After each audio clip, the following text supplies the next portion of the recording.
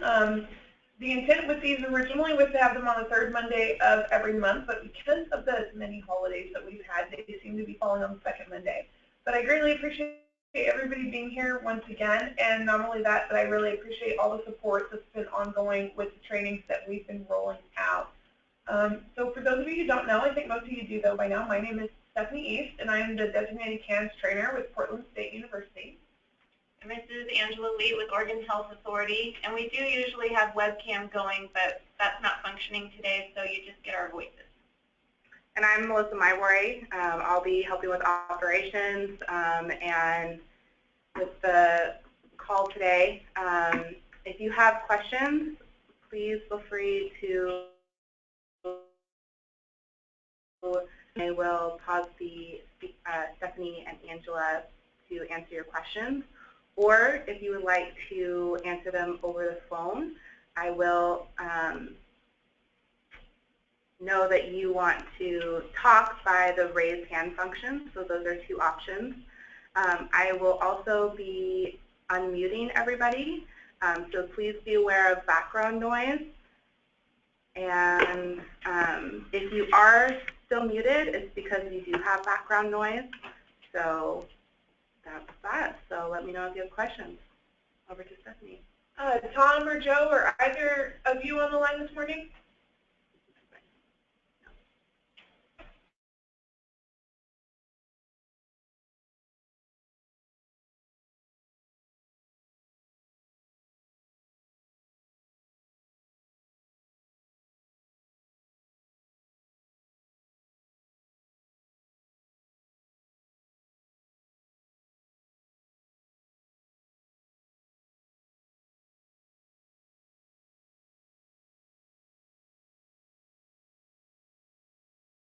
He's not muted. Okay, we have you unmuted, Joe, so anytime you want to jump in, feel free. Okay, thank you. Do you want to let everyone know what you do for DHS? Sure, yeah. I work with DHS Child Welfare, part of the CANS unit here, working with Tom. I handle all the CANs that come in from our mental health providers that deal directly with child welfare and our kids in foster care. So I can kind of help answer those questions or kids-related questions, setup questions with DHS. So anything along those lines, I'm happy to answer. Great, thank you, Joe. We appreciate your participation in this call. And just a reminder, for those who are out there in the audience, this is your call, this is your consultation time. You know, as we further progress with the CANS rollout, thinking about when we started these calls to where we are now, things are moving forward. So as we progress, this is your resource to talk to PSU, DHS, and OHA all in one shot. So take advantage of that. You know, we're here to answer your questions, we're here to support you, and we're here to make this process as easy as we can for everybody. So moving right along, we'll go ahead and start with any updates from Angela. I don't have a lot today since our last call-in. We're definitely focusing our efforts on wraparound programs across the state and getting them up and going using the CANs in their care planning and on their child and family teams. And Stephanie will talk more about what that training is looking like. And I'm still working on getting the contract in place for eCANS, which would be our reporting and analytics system that could allow all of us to use the CANs for a lot more than we are now, and have it be our outcomes tool and just have a place to hold all that information. So that's progressing, and as I get further in that process, I'll continue to provide updates there. Thank you, Angela. Does anybody have any questions for Angela related to anything around eCANs or contract questions? I know that's been a big thing in terms of CANs, or anything that you would like to discuss on the OHA end?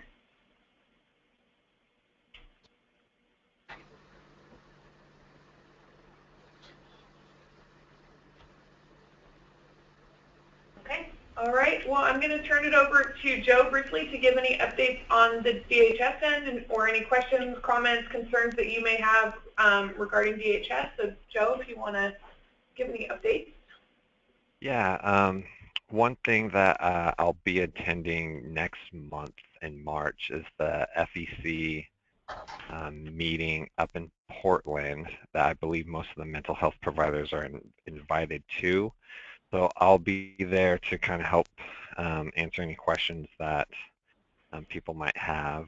So I don't have the exact date in front of me, but I know they have a meeting coming up this month, and I won't be at that one, but I'll be at the one in March. And Joe, am I correct that the FECs are the individuals in Multnomah County that are providing cans for child welfare? Right, yes. Okay. Thank you. Mm-hmm. In addition to that, the only update, well, really not an update. I haven't received any updates or anything from Tom, but if anyone did have questions about getting set up with cans, just kind of technical things as far as inputting cans into our ORCID systems, please, yeah, feel free to ask because I do get those questions pretty often. And I think we might have a question for you. From Deborah Hawkins, she's asking, does the CANS follow-up have to be face-to-face, or can it be over the phone with youth placed out of county? Yeah, it can be over the phone, definitely.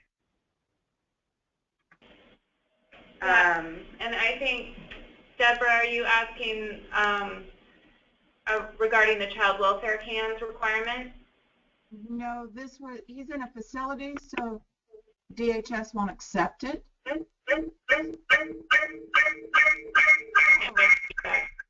Oh. Sorry. Okay, we're going to have to, 1 second.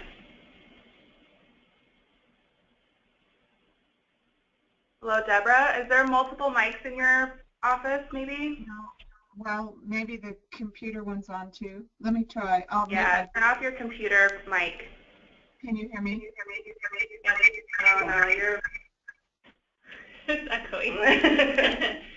Are you able to type in your question, Deborah? I'm sorry. Yeah, I muted her because the echo is pretty bad. We'll come back to Deborah. How does that?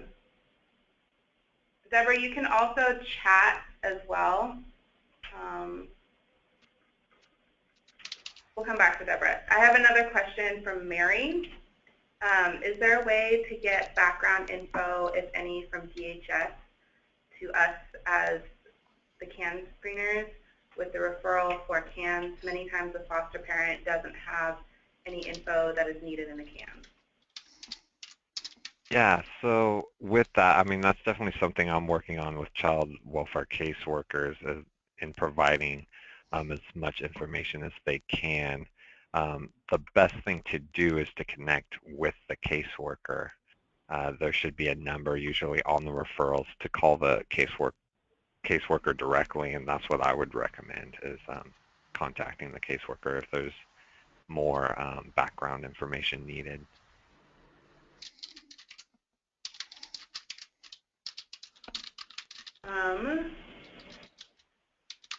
And Deborah came back and said, no, the child is in BRS facility and DHS has not accepted a CANS while they're in a facility. It is purely for wraparound. That was her reply to your question. Is that making sense at all? Okay, so Deborah, I think that must be a youth that's in wraparound and child welfare custody, and the youth is in a BRS placement. Joe, are you guys? Still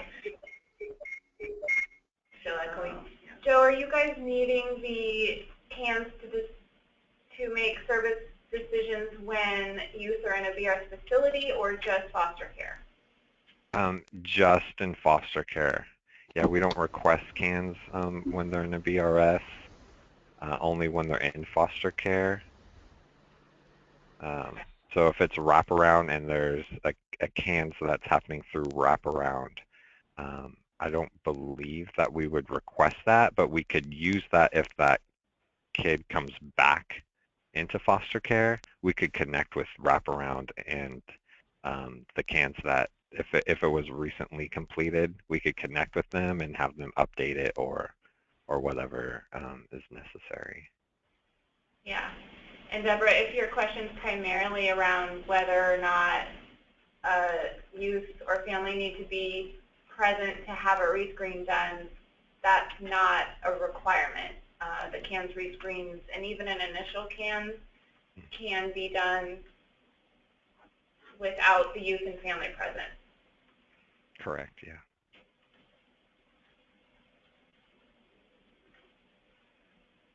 Well, I'll let you know if she has a reply. Oh, she said thank you. You're welcome.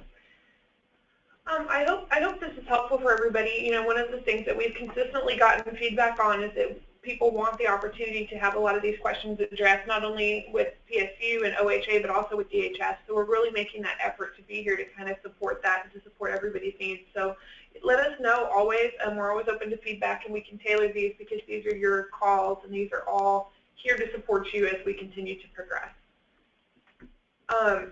Moving into PSU updates, we officially rolled out our CANS 102 in Lane County, did our pilot 102 training.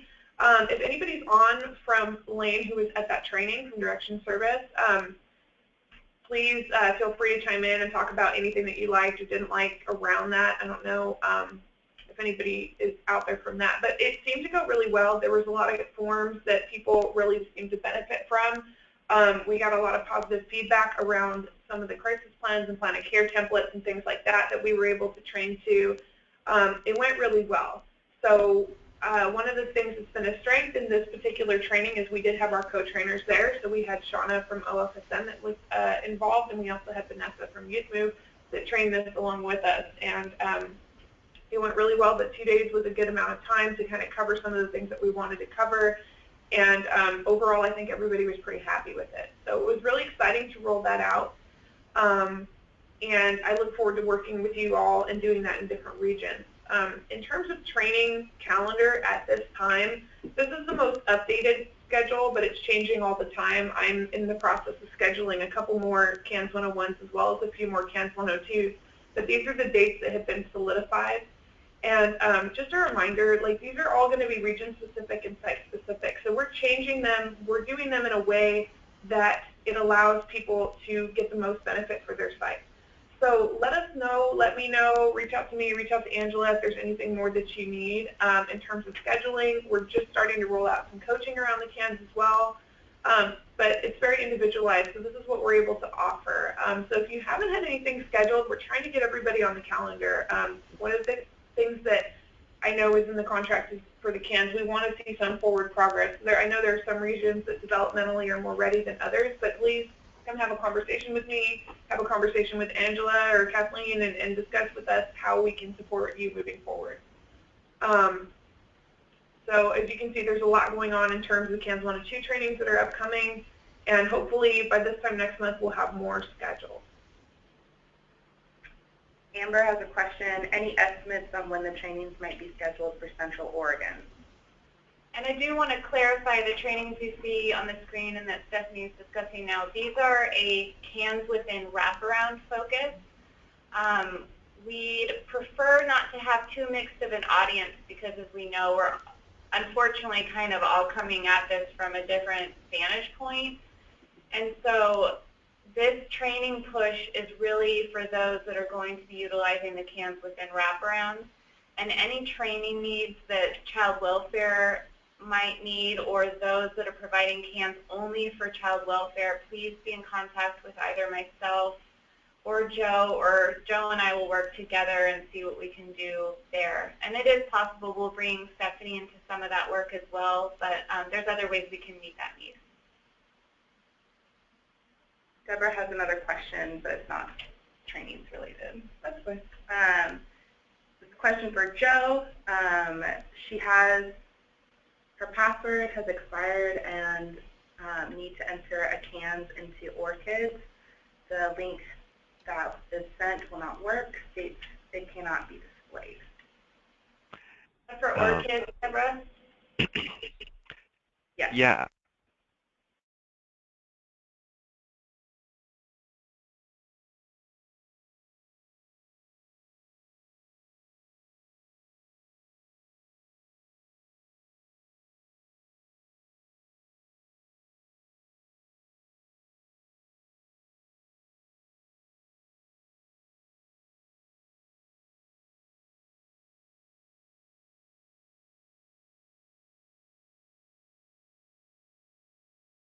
send yourself a calendar reminder so that every 90 days you're logging into the system. That way you won't need to reset your password. But yeah, to solve that issue, just contact me, and I'll help with that. Okay. I'll make sure that she has your contact information as well. Shannon has a question.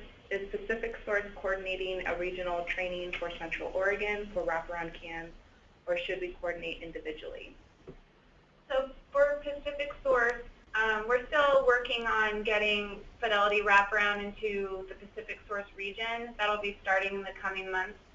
Kathleen Burns is the state site lead for Pacific Source, and so she's working on getting things going out there. So it's not until wraparound's brought to Fidelity that we'll be bringing in the CAMS training into that region.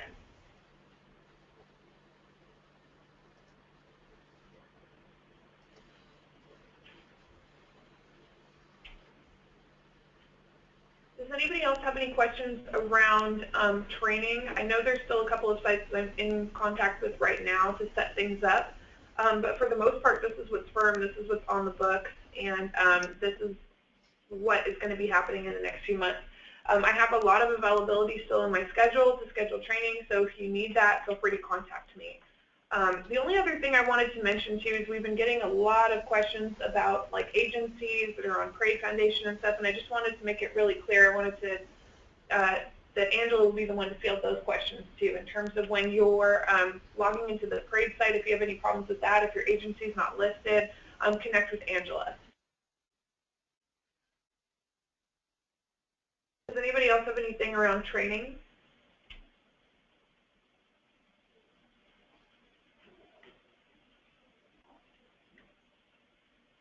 All right, that's really all we have for today at this point, unless anybody has any questions around anything with ratings or anything that they would like to discuss. Remember, these calls are your forum to ask all those questions, and we're really encouraging people that have attended the CAMS 101 and the CAMS 102 to call in to ask their questions to anything, you know, whether it's around plan of care or need statements, or whether it's around specific domains or rating the tool or things that you would like for your region. That's really what this is designed for.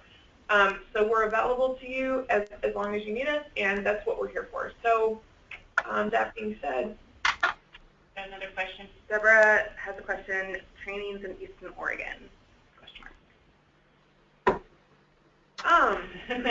Trainings in Eastern Oregon, we are working on it currently. I need to connect with, I think, Bruce. We had talked about doing something around the Gobi conference. Eastern Oregon is on my list. That's absolutely something that I need to start doing. So we are working to get something sorted out to get CANS 101 and 102 out there as well.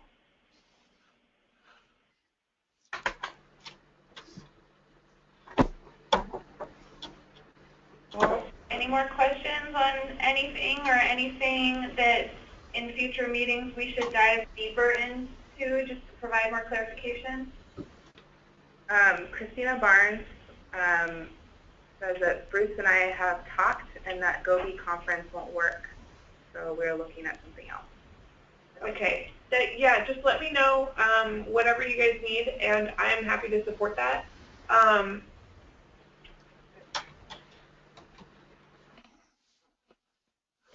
Amber has a question.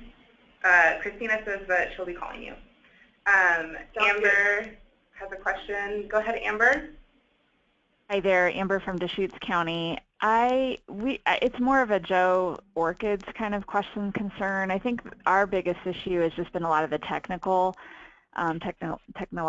issues. And one of the things we recently found out, and I don't know if there's tips on how to resolve this, is that when we go to submit the CANs, the approval part of it, it's not always going through correctly. So later we'll get a call from DHS to say, hey, it hasn't been submitted for approval, and we'll go back in, and actually sometimes data is all of a sudden missing when it was there before. So I just wasn't sure if there's any tips about the ORCID system we need to be aware of to ensure that we're not losing data and that the approval gets submitted correctly. There are some tips I can give you, and I have gotten some of those calls. What I can do is I'll send you and or I can just send it to you directly, or you can have those individual people contact me. But I have some kind of tips and tricks on saving cans, how to submit them, and also I'm always available to just, you can give me a call or email me, and I'll walk people through steps over the phone. Um, there's different ways to save the cans and to create cans, and I think that's usually what I'm seeing happen in orchids. They might create a can's an initial cans one way, and then they'll get a rescreen cans and they'll create it the same way, and a lot of times that's the issue that comes up, which maybe doesn't make a lot of sense right now, but I can walk people individually through individual issues, but I'll also try to send you guys some materials that I have that's kind of tips and tricks for orchids. That would be helpful. Thank you. Yeah, no problem.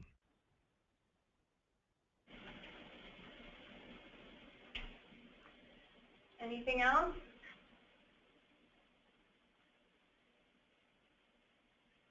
Joe, thank you for joining us. It's super helpful to have the orchids piece of this included because we know there's a lot of questions out there. Yeah, absolutely. Yes, thank you. And thank you as well for coming to the CANS 101 last week that we did for OFSN and Youth Move. I think it's been super helpful, the level of collaboration that we've had between all different agencies that are involved with this, and I think that's going to be what really helps push things forward.